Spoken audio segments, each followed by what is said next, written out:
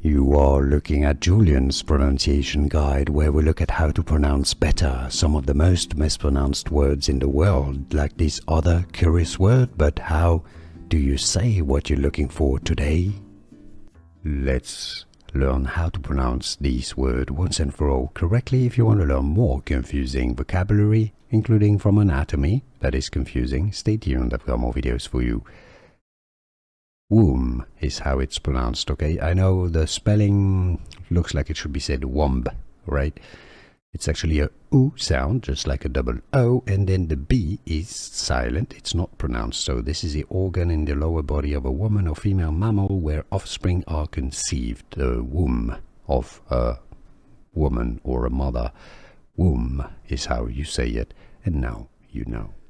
Here are more videos on how to pronounce more confusing words and names too many mispronounced. Like this video if you found it useful. I appreciate your support. I'll see you soon and thanks for watching.